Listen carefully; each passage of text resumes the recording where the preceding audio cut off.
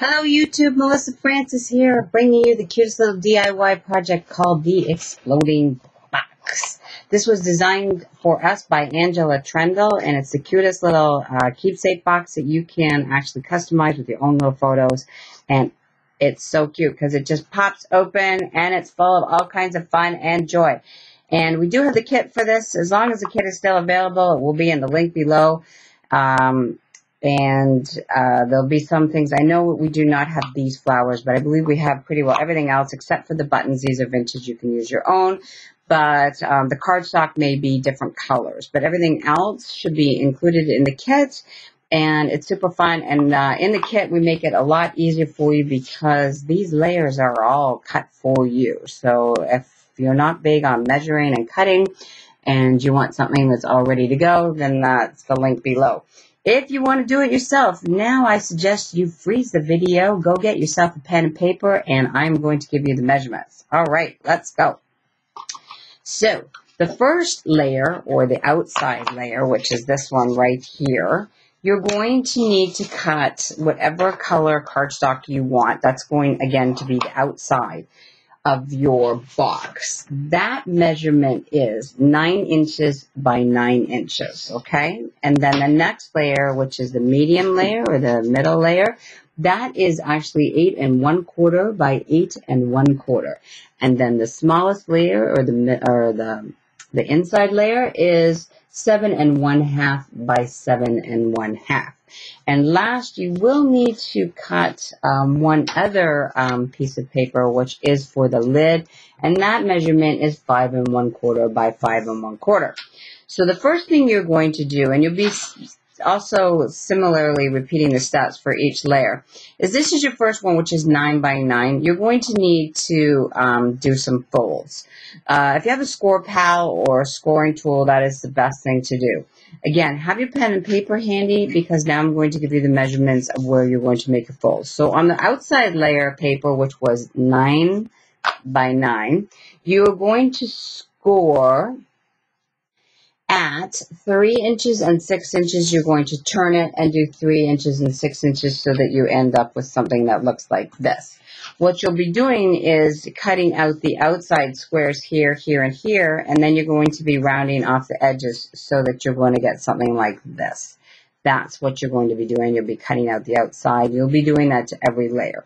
So again, outside layer, 9 by 9, score 3 and 6, and 3 and 6. And then the middle layer, you have cut that at 8 1/4 by 8 1/4. And this layer, you're going to score at 2.75 and 5.5, 2.75 and 5.5. And then the middle or inside layer that you cut by 7 1/2 by 7 1/2, you will score at 2.5 and 5, 2.5 and 5. And again, you're cutting out the outside squares and you're rounding off the corners if you like. The last thing you're going to do, as I mentioned, is the lid. And the lid is going to be 5 1/4 by 5 1/4. And then you're going to have to come in and make a cut.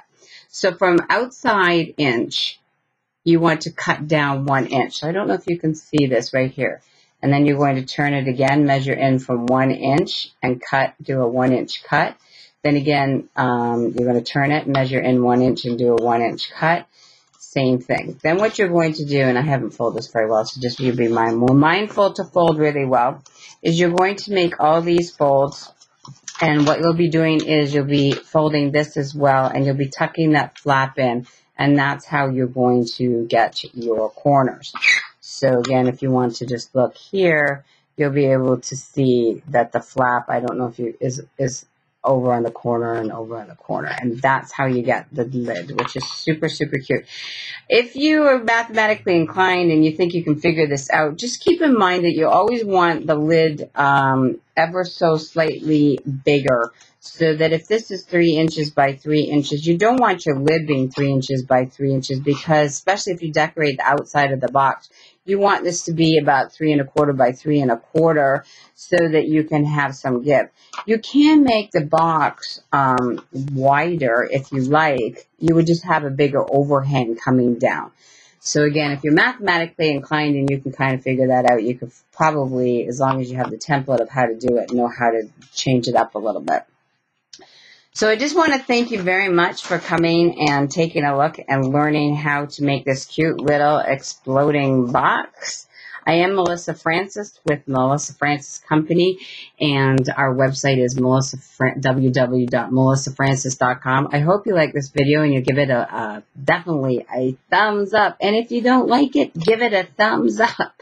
And please feel free to subscribe and mark that little bell next to the subscribe to know when I post a video. I am doing videos on DIY projects and also on thrifting, which has been my new passion. Find out what I get at garage sales and at thrift stores. It's really fun to see what you can do and make money. And I just want to thank you again for stopping by, and take care, and we'll see you again.